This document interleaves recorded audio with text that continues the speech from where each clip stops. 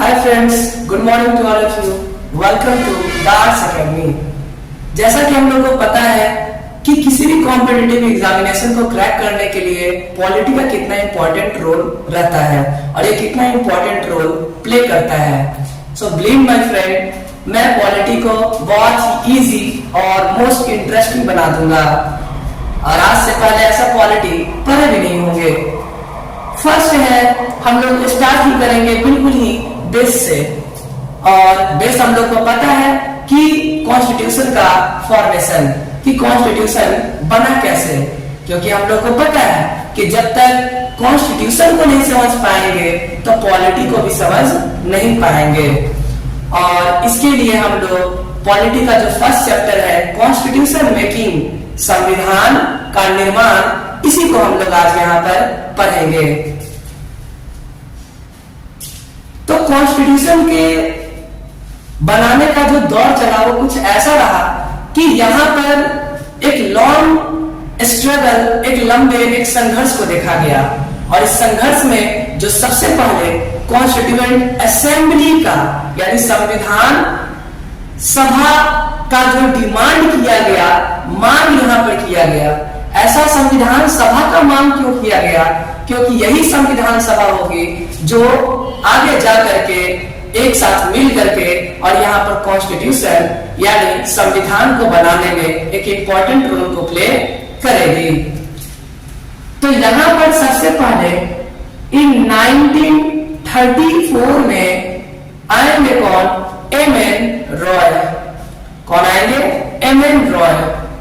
ये जो एमएन रॉय जो होंगे, ये एमएन रॉय कम्युनिस्ट मूवमेंट, कौन सी मूवमेंट? तो कम्युनिस्ट मूवमेंट यानी वामपंथी आंदोलन। कम्युनिस्ट मूवमेंट मीन्स वामपंथी आंदोलन। कि क्या थे? एक प्रखर नेता थे, एक प्रोमिनेंट लीडर थे, जिन्होंने फर्स्ट टाइम यानी पहली बार इन्होंने क्या किया? तो कॉन्स्टिट्यूएंट असेंबली का डिमांड किया, यानी संविधान सभा का मांग किया था।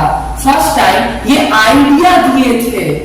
तो फर्स्ट टाइम आइडिया मीन्स ये अपना विचार व्यक्त किए थे। किस चीज को लेकर के? कि इंडिया में के कॉन्स्टिट्यूशन बनाने के लिए एक संविधान सभा यानी कॉन्स्टिट्यूएंट असेंबली होनी चाहिए। तो फर्स्ट टाइम क्या आइडिया दिए, क्या विचार दिए? कि एक कॉन्स्टिट्यूएंट असेंबली होना चाहिए, यानी एक संविधान सभा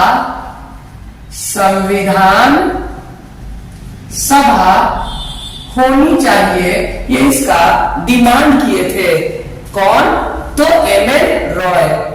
और इन 1935 में INC means Indian national Congress, भारतीय राष्ट्रीय कांग्रेस जो होगी, ये यहाँ पर डिमांड करेगी कि कॉन्स्टिट्यूशन बनाने के लिए एक कॉन्स्टिट्यूएंट असेंबली होनी चाहिए। और ये जो डिमांड होगा ये ऑफिशियली होगा। ये डिमांड कैसा होगा?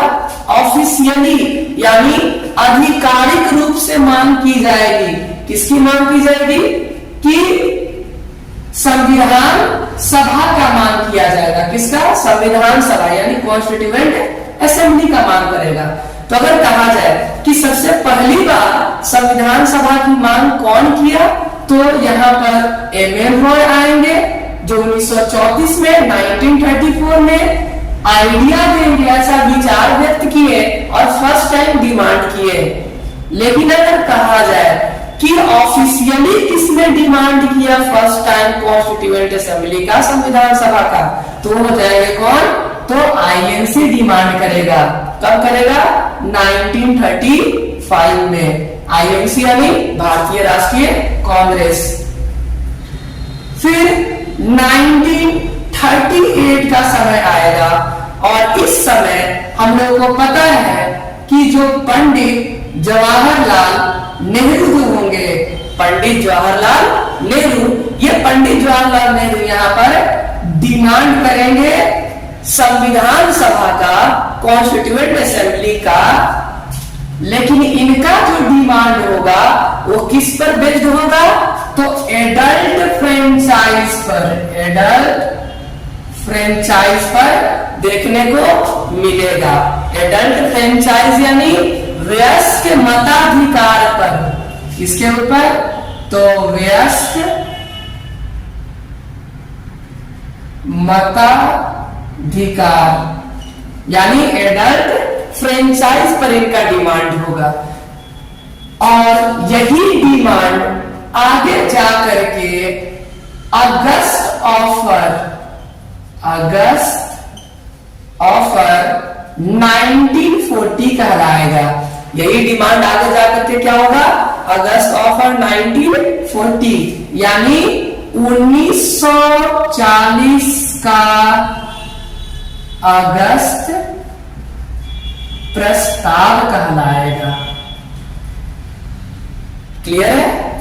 तो यहां तक हम लोग को ध्यान में रखना है कि संविधान बनाने के लिए सबसे पहले हम लोगों को संविधान सभा की जरूरत पड़ेगी, क्योंकि यही संविधान सभा कॉन्स्टिट्यूशन मेकिंग का काम करेगी। और 1934 में फर्स्ट टाइम जिन्होंने संविधान सभा को लेकर के अपना आइडिया व्यक्त किया, अपना विचार व्यक्त किया, अपने आइडिया को बताए, वो कौन बताए? एम.एन. रॉय बताए। और ये एम.एन. रॉय है कौन? तो कम्युनिस्ट पार्टी के एक प्रोमिनेंट लीडर रहे हैं कम्युनिस्ट मूवमेंट के, और कम्युनिस्ट मूवमेंट यानी वामपंथी आंदोलन के एक प्रखर नेता के रूप में रहे, जिन्होंने फर्स्ट टाइम डिमांड किया। और 1935 में फर्स्ट टाइम ऑफिशियली डिमांड किया गया आईएनसी के द्वारा, और सेकेंड टाइम डिमांड किया गया आफ्टर एम.एन. रॉय के द्वारा। तो अगर क्वेश्चन रहे कि सबसे पहले संविधान सभा का मांग किसने किया? तो एम.एन. रॉय ने। और अगर ये क्वेश्चन रहे कि सबसे पहले संविधान सभा का ऑफिशियली मांग यानी कॉन्स्टिट्यूएंट असेंबली का ऑफिशियली डिमांड कौन किए? तो कौन करेंगे? आईएनसी करेगी। और 1938 में पंडित जवाहरलाल नेहरू एडल्ट फ्रेंचाइज के आधार पर, एडल्ट फ्रेंचाइज के बेसिस पर कॉन्स्टिट्यूएंट असेंबली का डिमांड करेंगे। एडल्ट फ्रेंचाइज यानी वोटिंग सिस्टम। और यही आगे जाकर के क्या होती है? तो 1940 का यानी 1940 का अगस्त प्रस्ताव के रूप में जाना गया। तो यहां तक क्लियर है? अब इसके आगे, इसके बाद क्या देखने को मिलता है कि यहां पर इन लोगों ने डिमांड किया। तो डिमांड किससे कर रहे थे आखिर ये लोग डिमांड उस समय कर किससे रहे थे? ये डिमांड कर रहे थे किससे उस समय? ब्रिटिश इंडिया गवर्नमेंट से, क्योंकि उस समय हम लोग क्या थे? यहां पर कॉलोनी था। रिमेंबर माय फ्रेंड्स, हम लोग अंग्रेजों के स्लेव नहीं, गुलाम नहीं, बल्कि अंग्रेजों की यहां कॉलोनी, उपनिवेश था। ओके, सो नेक्स्ट है 1942 में एक कैबिनेट आता है। किनके लीडरशिप में, किनके अध्यक्षता में यहां पर देखने को मिलता है? तो बोला जाता है कि sir Stafford Cripps, sir Stafford Cripps. तो 1942 में सर स्टैफोर्ड क्रिप्स यहां क्रिप्स मिशन लेकर के आते हैं। और ये क्रिप्स मिशन इंडिया इसलिए आती है कि ताकि इंडिया के लिए, मीन्स इंडिया भारत के लिए एक संविधान का निर्माण कर दे। और इसने ड्राफ्ट प्रपोजल लेकर के आया। सर स्टैफोर्ड क्रिप्स क्या? तो ड्राफ्ट प्रपोजल लेकर के आते हैं, मीन्स प्रस्ताव लेकर के आए। वो प्रस्ताव क्या था कि इंडिपेंडेंट इंडिया के लिए एक कॉन्स्टिट्यूशन का फॉर्मेशन यानी निर्माण करना ही क्या था, ये ड्राफ्ट प्रपोजल में बात कही गई थी। लेकिन इसका जो मुख्य उद्देश्य था, जो मेन जो पर्पस था, वो पर्पस था to divide India into 2 parts, यानी भारत को 2 स्वायत्त हिस्सों में बांट देना ही इसका मुख्य उद्देश्य रहा। और आखिरकार फाइनली ये अपने मिशन में सक्सेसफुल हो जाते हैं। ऐसा क्यों? क्योंकि जो मुस्लिम लीग है, मुस्लिम लीग के जो लीडर रहे कौन? मोहम्मद अली जिन्ना। तो मुस्लिम लीग के जो लीडर थे मोहम्मद अली जिन्ना, वो इस क्रिप्स मिशन का विरोध करते हैं और ये क्रिप्स मिशन फेल हो जाती है। तो अगर इसमें ध्यान रखना है तो इसमें इतना ही याद रखना है कि 1942 में 1942 में सर स्टैफोर्ड क्रिप्स की अध्यक्षता में यहां पर एक ड्राफ्ट प्रपोजल लाया गया। वो ड्राफ्ट प्रपोजल क्या था कि इंडिपेंडेंट इंडिया के लिए एक कॉन्स्टिट्यूशन का फॉर्मेशन करना, यानी एक संविधान का निर्माण करना। लेकिन इसका छुपा हुआ उद्देश्य अगर बात किया जाए, इसका हिडन जो पर्पस जो था वो ये था कि इंडिया को डिवाइड कर देना। और आखिरकार ये अपने पर्पस, अपने उद्देश्य में ये सक्सेसफुल भी होता है। क्यों? क्योंकि मुस्लिम लीग अपोज कर देता है और मुस्लिम लीग इससे सेटिस्फाई नहीं होता है। क्यों? क्योंकि मुस्लिम लीग जो है यहाँ पर अपनी एक अलग एक रीजन चाहता है, एक अलग एक क्षेत्र चाहता है, वो यहाँ पर रहना नहीं चाहता था। इसके बाद यहाँ पर एट लास्ट नवंबर 1946 में, कब? तो नवंबर 1946 में यहां पर कैबिनेट मिशन आती है। कैबिनेट मिशन, कौन सी कैबिनेट मिशन? तो second cabinet mission. Remember this कि नवंबर 1946 में सेकेंड कैबिनेट मिशन आती है और यही second cabinet mission independent India के लिए कॉन्स्टिट्यूएंट असेंबली का फॉर्मेशन यानी संविधान सभा का निर्माण करता है। अगर एग्जाम में पूछा जाए कि संविधान सभा यानी कॉन्स्टिट्यूएंट असेंबली का निर्माण कौन से कैबिनेट मिशन में किया गया, तो नवंबर 1946 का, नवंबर 1946 का जो सेकेंड कैबिनेट मिशन रहा, इसी कैबिनेट मिशन में ये काम की गई। अब इसके आगे का, यहां तक तो हम लोग को ये समझ में आया कि अभी तक ये समय चल रहा था डिमांड का कि कॉन्स्टिट्यूएंट असेंबली का डिमांड किया जाए, संविधान सभा की मांग चल रही थी अभी तक। अब यहाँ फाइनली नवंबर 1946 में जो सेकंड कैबिनेट मिशन आया, यहाँ संविधान सभा की स्थापना करेगा और यहां से संविधान बनना शुरू हो जाएगा। माय फ्रेंड्स, अब इसके बाद है कि इसके कुछ फीचर्स रहे, कुछ इसके गुण हैं। वो क्या है? तथ्य। तो इसके फीचर्स हैं, हम लोग कह सकते हैं यहां पर कि यहां पर टोटल 389 सीट्स बताए गए। यहां पे टोटल कितने सीट्स? 389 सीट्स बताए गए और इस 389 सीट्स को मेनली 2 पार्ट्स में, मुख्यतः 2 भागों में बांटा गया। एक ब्रिटिश इंडिया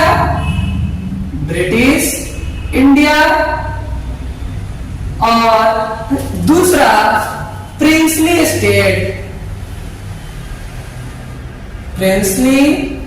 स्टेट्स। तो माय फ्रेंड्स, यहां पर जो सीट है इसका डिवीजन मींस टोटल कितने सीट्स? 389 सीट्स और इस 389 सीट्स को कितने पार्ट्स में डिवाइड किया जाएगा? तो एक डिवाइड किया जाएगा ब्रिटिश इंडिया और दूसरा प्रिंसली स्टेट के फॉर्म में यहाँ पर सीटों का डिवीजन देखने को मिलेगा, जिसमें ब्रिटिश इंडिया को 296 सीट्स दिया जाएगा।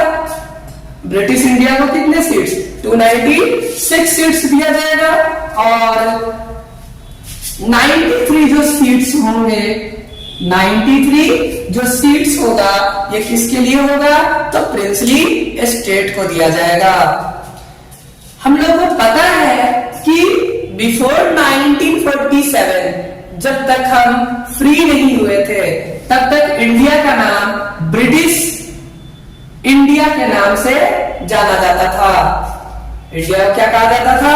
तो ब्रिटिश इंडिया बोला जाता था और ब्रिटिश इंडिया को कितने सीट्स दिए गए? 296 सीट्स। याद रखना सभी कि 296 जो सीट है यही आगे जाकर के जब इलेक्शन होगा तो इसी 290 सीट्स पर इलेक्शंस होगा।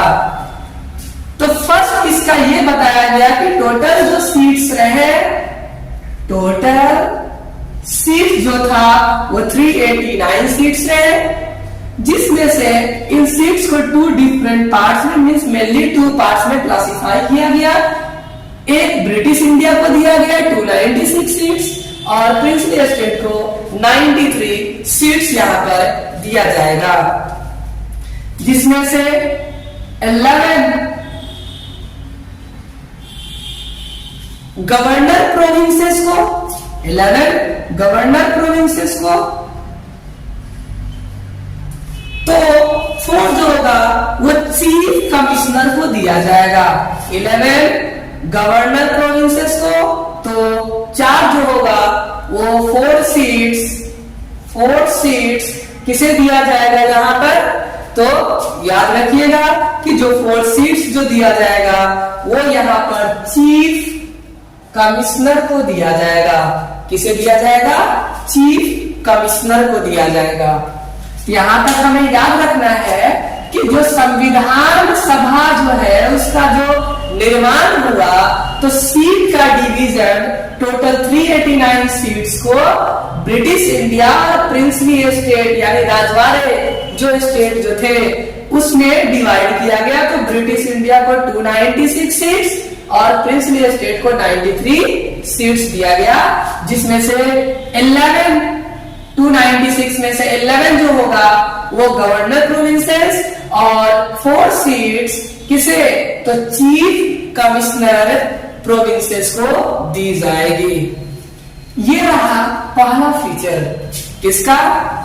तो कॉन्स्टिट्यूएंट असेंबली का ये जो प्रोसेस जो चल रहा है इसकी।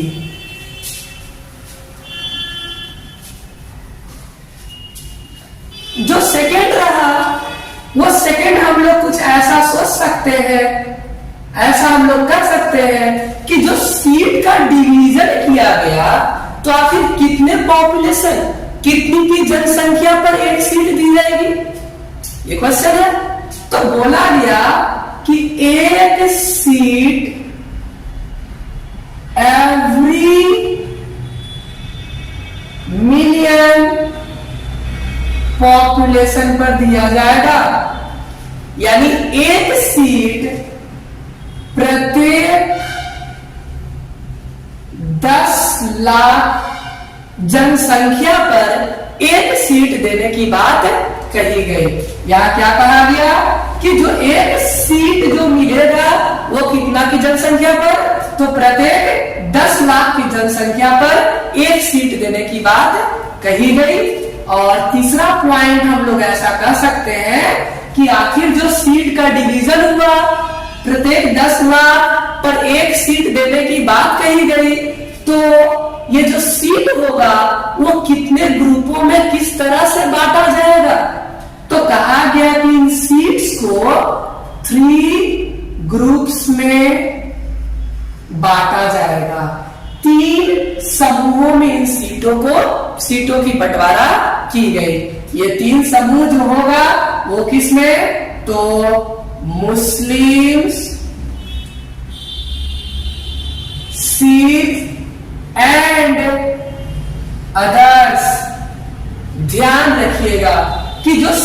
का जो विभाजन है, सीट का जो डिवीजन है, वो 3 ग्रुपों में किया गया, मुस्लिम, सिख और अदर।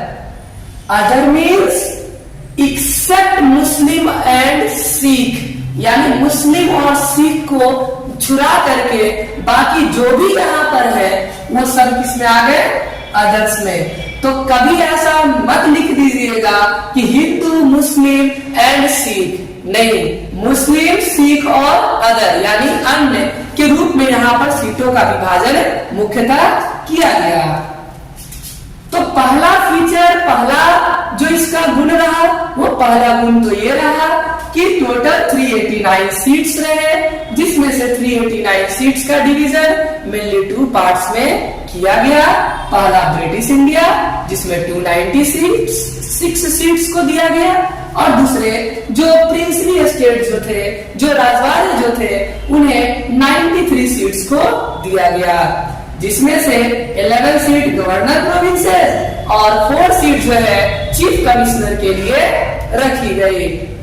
जब यहाँ सीट की बात हुआ तो यहाँ पर क्वेश्चन आया कि एक सीट कितने की जनसंख्या पर मिलेगी। तो क्वेश्चन ये है, आंसर है कि प्रत्येक 10 लाख एवरी मिलियन पॉपुलेशन पर, प्रत्येक 10 लाख पर एक सीट देने की बात कही गई थी। अब जब सीट की जब बात हुआ तो बोला गया कि किन ग्रुपों में इसको डिवीजन किया जाएगा, तो कहा गया कि मेनली 3 ग्रुप्स में यहाँ पर डिवाइड किया गया। और ये 3 ग्रुप्स कौन से हैं? मुस्लिम, सिख और अदर्स। अदर्स में जो भी है हिंदू, क्रिश्चियन, पर्सियन जो भी है वो सारे इसमें आ जाएंगे। और जो नेक्स्ट पॉइंट है दैट इज 4th, यहां क्वेश्चन ये अराइज हुआ कि सीट्स का डिवीजन हो गया, ग्रुप्स में बांटा गया, प्रत्येक 10 लाख पर एक सीट दिया गया। अब है कि इलेक्शन का प्रोसेस कैसा होगा, किस तरह से इलेक्शन होगा। तो अगला पॉइंट ये है कि जो इलेक्शन का बात किया गया वो कहा गया single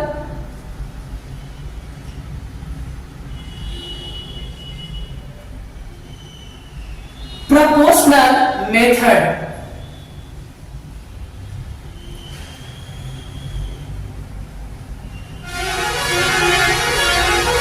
single transferable voting system यानी एकल हस्तांतरीय मत प्रणाली। सिंगल ट्रांसफरेबल वोटिंग सिस्टम के द्वारा यहाँ पर क्या किया जाएगा, इलेक्शन को परफॉर्म कराई जाएगी। सिंगल ट्रांसफरेबल को ही हम लोग हिंदी में कहते हैं एकल हस्तांतरीय वोटिंग प्रणाली। तो एकल हस्तांतरीय वोटिंग प्रणाली के द्वारा यहाँ पर इलेक्शन को किया जाएगा। प्रोपोर्शनल मेथड से यहाँ पर इलेक्शन को परफॉर्म कराई जाएगी। तो यहाँ तक हम लोग ये रिवाइज कर लेते हैं कि फर्स्ट रहा कि 1934 में एम.एन. रॉय जो कम्युनिस्ट मूवमेंट के लीडर हैं, वामपंथी आंदोलन के प्रखर नेता है, उन्होंने फर्स्ट टाइम ये आइडिया दिया कि कॉन्स्टिट्यूशन बनाने के लिए एक कॉन्स्टिट्यूएंट असेंबली यानी संविधान सभा होनी चाहिए। और इसी डिमांड को ऑफिशियली, इसी बात की ऑफिशियली डिमांड किया गया यानी ऑफिशियली जो मांग की गई वो 1935 में कौन करता है, तो आईएनसी करता है यानी इंडियन नेशनल कांग्रेस करता है, भारतीय राष्ट्रीय कांग्रेस करती है। और 1935 में यही डिमांड तेजी पकड़ती है और फिर पंडित जवाहरलाल नेहरू जो आईएनसी की तरफ से कहते हैं कि भारत का संविधान बनाने के लिए एक कॉन्स्टिट्यूएंट असेंबली यानी एक संविधान सभा होगी। जो ये संविधान सभा किसके ऊपर बेस्ड होगी, तो एडल्ट फ्रेंचाइज यानी वयस्क मताधिकार के आधार पर बेस्ड होगी। और यही आगे जाकर के जो डिमांड रहा पंडित जवाहरलाल नेहरू का, वही अगस्त ऑफर 1940 के रूप में देखने को मिलता है। इसके बाद हम लोग क्या पढ़े थे, इसके बाद हम लोग ये पढ़े कि सर स्टैफोर्ड क्रिप्स की अध्यक्षता में यहाँ पर एक क्रिप्स मिशन आता है। कब आता है, 1942 में। और इसका पर्पस था कि इंडिपेंडेंट इंडिया के लिए एक ड्राफ्ट प्रपोजल लेकर के आना ताकि ये कॉन्स्टिट्यूशन को बना सके। लेकिन जैसा कि पहले भी मैंने बताया कि इसका जो छुपा हुआ जो उद्देश्य था वो था कि भारत को दो स्वायत्त हिस्सों में 2 पार्ट में इसको क्लासिफाई कर देना। और जैसा कि हम लोग को पता है कि मुस्लिम लीग इसका अपोज करती है और यहाँ पर 2 नेशन थियोरी जैसी डिमांड की जाती है। किसके द्वारा? मुस्लिम लीग अपना एक अलग ही प्रोविंशियल चाहती है और जिस कारण से क्रिप्स मिशन फेल हो जाती है। और फिर उसके बाद यहाँ पर सेकेंड कैबिनेट मिशन आती है जो हमें पता है कब, तो नवंबर 1946 में आती है। और ये जो सेकेंड कैबिनेट मिशन रहा यही यहाँ पर कॉन्स्टिट्यूएंट असेंबली का फॉर्मेशन करेगी जो आगे जाकर के भारत का संविधान बनाएगी। और जो कॉन्स्टिट्यूएंट असेंबली है, इस कॉन्स्टिट्यूएंट असेंबली का कुछ फीचर्स रहे, कुछ गुण रहे और यानी इसमें कही गई मुख्य बातें क्या थी वो मेनली यहाँ पर कहा गया कि टोटल 389 सीट्स है यहाँ पर, जिसमें से इन सीट्स को 296 को ब्रिटिश इंडिया को दिया गया और 93 सीट्स प्रिंसली स्टेट को दी गई, जिसमें से 11 सीट गवर्नर प्रोविंसेस के लिए, तो 4 सीट जो है वो चीफ कमिश्नर के लिए यहाँ पर रिजर्व कर दी गई। दूसरा रहा कि आखिर जो सीट का डिवीजन हुआ तो एक सीट कितने के पॉपुलेशन पर, कितने की जनसंख्या पर दी जाएगी, तो यहाँ पर कहा गया कि एवरी मिलियन पॉपुलेशन पर 1 सीट देने की बात कही गई थी, यानी प्रत्येक 10 लाख पर 1 सीट देने की बात कही गई।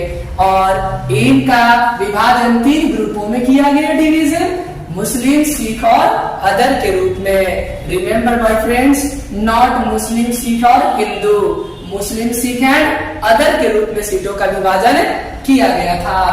और कहा गया कि जो इलेक्शन होगी तो किस प्रकार से इलेक्शन होगा, तो यहाँ पर बताया गया कि जो इलेक्शन का जो फॉर्मेशन, जो पैटर्न होगी वो सिंगल ट्रांसफरेबल वोटिंग सिस्टम होगा, यानी एकल हस्तांतरणीय मत प्रणाली के द्वारा यहाँ पर जो इलेक्शन होगी वो संपन्न कराई जाएगी।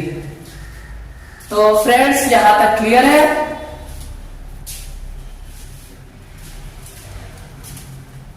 अब इसके बाद इलेक्शन होगा, तो इलेक्शन कब होगा, तो यहां पर इलेक्शन देखने को मिलता है जुलाई अगस्त 1946 को।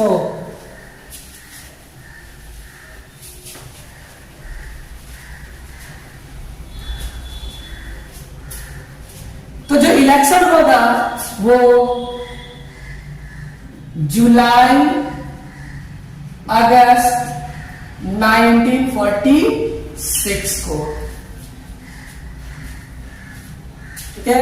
तो जुलाई अगस्त 1946 को जो इलेक्शन हुई थी, उस इलेक्शन में जो इलेक्शन अगर होगा तो किस पर होगा, ब्रिटिश इंडिया सीट पर होगी। तो ब्रिटिश इंडिया सीट्स कितने हैं, 296।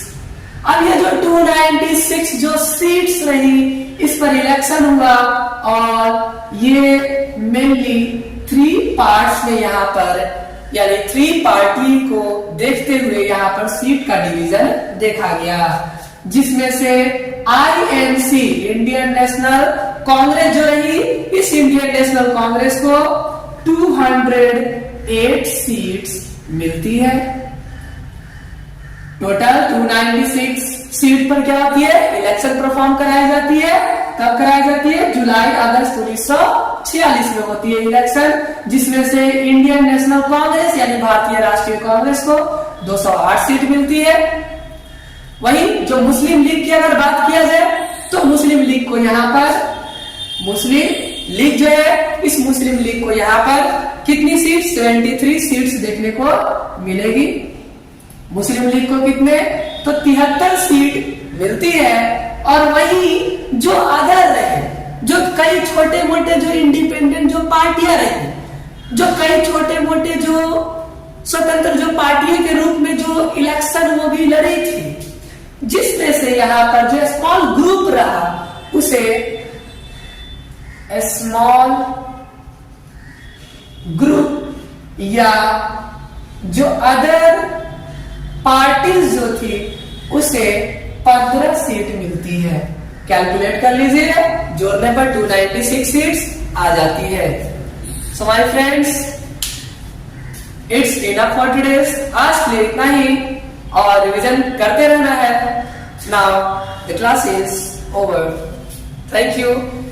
Please like, subscribe and share my channel. Thank you.